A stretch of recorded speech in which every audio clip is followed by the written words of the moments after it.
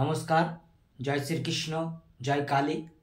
আমি জ্যোতিষ পরিমল আজ যেটা লিখেছি যে লগ্ন কুণ্ডলীর দ্বাদশ ভাব বিচার।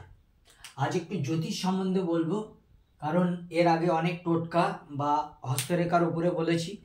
আজকে আমাদের জানবো যে আমাদের দ্বাদশ ভাব রয়েছে, জন্মছকে দ্বাদশ ভাব রয়েছে। এই দ্বাদশ ভাবের কোন ভাব থেকে কি বিচার করা যায়। যেমন ধরুন, এটি লগ্ন, লগ্নের পর দ্বিতীয়, তৃতীয়, চতুর্থ, পঞ্চম, ষষ্ঠ, সপ্তম, অষ্টম, নবম, দশম, একাদশ, দ্বাদশ। এখান থেকে আমরা কি জানতে পারি? লগ্ন, এটি লগ্ন মানে আমি স্বয়ং, এটি দ্বিতীয় মানে ধন ভাব, তৃতীয় মানে সহজ ভাব, চতুর্থ মানে সুখ ভাব, পঞ্চম মানে বিদ্যা শিক্ষা বা সন্তান ভাব, ষষ্ঠ মানে রোগ ঋণ রিপু ভাব, সপ্তম মানে জায়া ভাব, অষ্টম মানে নিধন ভাব, নবম মানে ভাগ্য ভাব, দশম মানে কর্মভাব, একাদশ মানে আয় ভাব, দ্বাদশ মানে ব্যয় ভাব। এই আমাদের দ্বাদশ ভাব। লগ্ন থেকে আমরা কি জানতে পারি? লগ্ন থেকে আমরা জানতে পারি নিজের এই শরীর, লগ্ন মানে আমি স্বয়ং, শরীর, রূপ, রং, আত্মবিশ্বাস, আত্মমর্যাদা, এগুলো বিচার করা হয়। যদি এখানে পাপগ্রহ বসে থাকে তাহলে কিন্তু আমাদের এই রূপ রঙের পরিবর্তন ঘটবে, আত্মবিশ্বাসের ব্যাঘাত ঘটবে। যদি শুভগ্রহ থাকে তাহলে কিন্তু আমাদের এই শরীর সম্বন্ধে একটু শুভতা ফল দেবে। আর লগ্ন যদি উচ্চস্থ বা বলবান হয় তাহলে কিন্তু সমস্ত দিক থেকে আমরা টানাটান থাকবো। এই দ্বিতীয় ভাব থেকে আমাদের ধনের বিচার করা হবে। পুরুষ কুণ্ডলিতে আমরা বাম চোখের বিচার করি, আর মহিলা কুণ্ডলিতে ডান চোখের বিচার করি। এটা ধন ভাব, কুটুম্ব ভাব, আত্মীয় পরিজন, কুটুম্ব। আর কি হবে? আর হবে ওই গলা এবং মুখমণ্ডল, আমাদের এই ফেসের বিচার করা হবে আমাদের দ্বিতীয় ভাব থেকে। তৃতীয় ভাব হলো সহজ ভাব থেকে আমরা কি বিচার করব? সমস্ত কিছু সহজই বিচার করব, কারণ এখান থেকে নাক, কান, গলার বিচার হবে, সহ্য বীর্যের বিচার হবে, ভাইয়ের বিচার হবে, বোনের বিচার হবে, এদের বিচার হবে, বন্ধু বান্ধবের বিচার হবে। এবারে চলে আসবো চতুর্থ ভাব। এই চতুর্থ ভাব হলো আমাদের ভৌতিক সুখ, এটি হলো সুখ ভাব। চতুর্থ ভাবকে সুখ ভাব বলা হয়। এখান থেকে আমরা মায়ের বিচার করব, নদী নালা, ছোটখাটো যাত্রা, তারপর যানবাহন, ঘর বাড়ি, ভৌতিক সুখ, জনসমর্থন, কৃষিকার্য ইত্যাদির বিচার আমরা কিন্তু করব, মায়ের বিচার করব। এবারে আসবো পঞ্চম ভাব থেকে আমরা বিচার করব সন্তানের বিচার করব, জ্ঞানের বিচার করব, পাস্ট আমাদের অতীতের বিচার করব। কারণ লগ্ন যদি আমাদের বর্তমান হয়, এটি হবে অতীত। পঞ্চম ভাবে আমাদের অতীতের বিচার করব, আমাদের পূর্বপুরুষের বিচার করব। আর কি বিচার করব? কোক মানে পেটের বিচার করব। বিদ্যা শিক্ষা জ্ঞানের বিচার করব, আমরা কতদূর কি পড়াশোনা করলাম না করলাম সেটার ভাব কিন্তু এখান থেকে বিচার করব। এবারে আসবো ষষ্ঠ হলো আমাদের নেগেটিভ ঘর, এগুলো কিন্তু মাইনাস ঘর, অর্থাৎ নেগেটিভ ফল দেয়। কিন্তু পজিটিভ ফল দেয় নাকি? নিশ্চয়ই দেয়। চাকরির ক্ষেত্রে কিন্তু এই ষষ্ঠ ভাবের একটি বিশেষ ভূমিকা রয়েছে। যাক, সেটি পরে জন্মছক দেখে শুনে বিচার করে বলতে হয়। এই ষষ্ঠ ভাব থেকে আমরা রোগ ঋণ রিপু, অর্থাৎ রোগ ভোগের বিচার করব, আমরা ঋণ কর্জার বিচার করব, আর রিপু মানে শত্রুর বিচার করব। তারপরে আমাদের কিসে বিচার করব? প্রতিযোগিতা, অর্থাৎ আমার প্রতিযোগিতা কে, কম্পিটিশন, সেই বিচার কিন্তু আমরা ষষ্ঠ ভাব থেকে করব। সপ্তম ভাব থেকে আমরা পতি পত্নী পার্টনার আর ছোটখাটো বিজনেস, আমাদের ডেলি ইনকাম, পার্টনারের বিচার করব। একে বলা হয় জায়া ভাব। জায়া মানে হচ্ছে আমাদের পার্টনার, পত্নী ভাব। এখান থেকে আমরা বিবাহ বিচার করব। এবার চলে আসবো অষ্টম ভাব। এই অষ্টম ঘর হলো আমাদের নিধন, এই ঘরটির নাম হলো নিধন ভাব।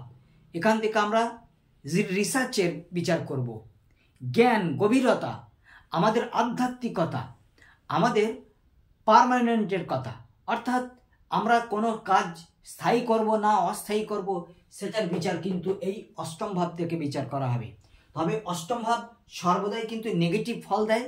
যদি এখানে কোনো শুভ গ্রহ উঁচুস্থ হয়ে থাকে তবেই কিন্তু শুভ ফল পাওয়া যায়, নচেত এগুলো কিন্তু সব নেগেটিভ। অর্থাৎ ষষ্ঠ, অষ্টম, দ্বাদশ জন্মছকে কিন্তু ষষ্ঠ, অষ্টম এবং দ্বাদশ ভাব কিন্তু আমাদের খুব একটা শুভ ফল দেয় না। এবারে আসবো নবম ভাব। নবম হচ্ছে আমাদের ভাগ্য, অর্থাৎ এটাকে ত্রিকোণ বলে। লগ্ন, পঞ্চম এবং নবম, অর্থাৎ 1, 5 এবং 9 একে বলে ত্রিকোণ।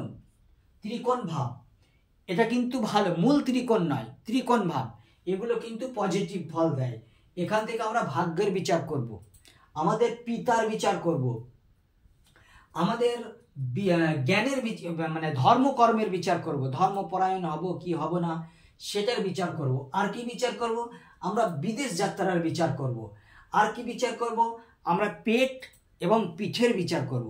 কারণ পঞ্চমের পঞ্চম হলো নবম, আর নবমের নবম হলো পঞ্চম, এই জন্য আমরা পেট কোকের বিচার করব।